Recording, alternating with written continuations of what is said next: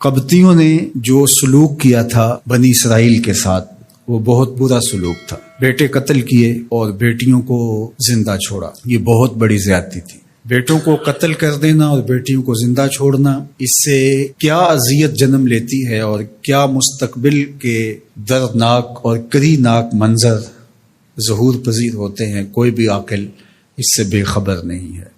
کسی قوم کے اندر مرد نہ ہوں اور عورتیں ہی ہوں تو پھر کس ذلت سے وہ قوم گزرتی ہے۔ اور پھر وہ قوم پیغمبروں کی اولاد تھی، ملوک کی، بادشاہوں کی اولاد تھی، اور اللہ نے ان کے اندر حسن اور جمال اور خوبصورتی بھی رکھی تھی۔ تو یہ کتنا دردناک منظر تھا۔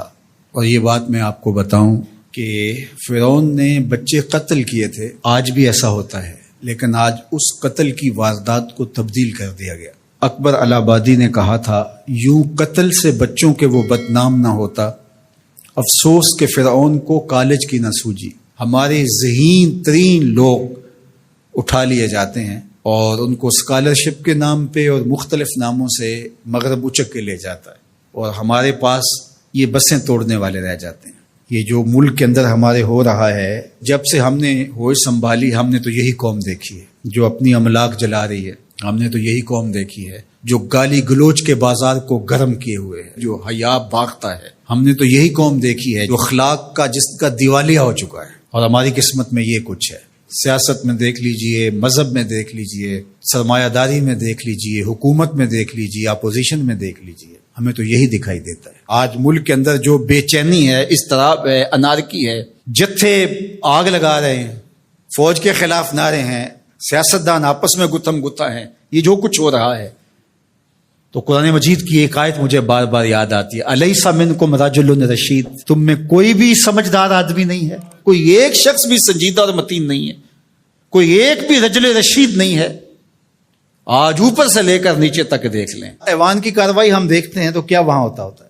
کوئی دانش کدہ نظر آتا ہے کہ وہاں کوئی عقل و بینش کی باتیں ہو رہی ہوں؟ ملک میں آگ لگی ہوئی ہے، کوئی بیٹھ کے سوچنے کے لیے تیار نہیں ہے کہ کوئی حل نکالا جائے۔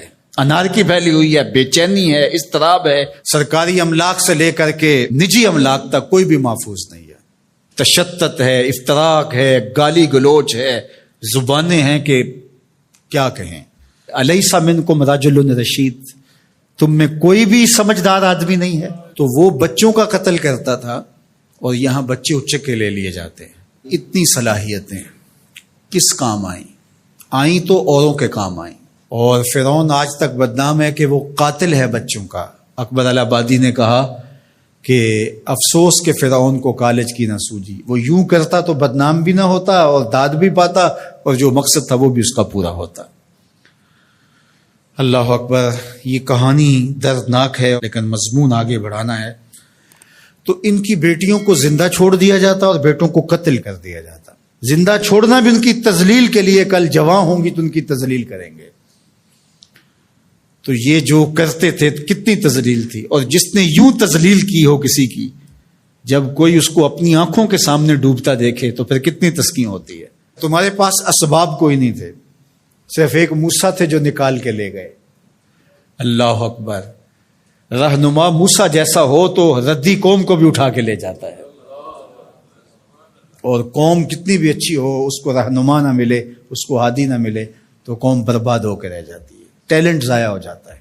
اللہ تعالیٰ لوگوں کو سزا کے طور پہ یہ بھی سزا دیتا ہے، ایک سزا ہے اللہ کی، کہ ان کے اندر پھر جو ہے وہ صاحب الرائے لوگ پیدا نہیں ہوتے۔ قوموں کو جب زوال پذیر کیا جاتا ہے، اس میں صاحب الرائے لوگ پیدا نہیں ہوتے جو قوموں کی قیادت کر سکیں، اور قومیں اندھیروں میں، ظلمتوں میں، بے یقینی میں، تذبذب میں، اضطراب میں بھٹکنے کے لیے چھوڑ دی جاتی ہیں۔ اور ایسی قومیں نہیں ہوتی، ہجوم ہوتی ہیں، اور یہ آپس میں ٹکرے مار مار کے مر جاتے ہیں، اور ان کا کوئی مقصود نہیں ہوتا، اور وہ قیمتی خون جو ہے وہ کہاں بہتا ہے جہاں نہیں۔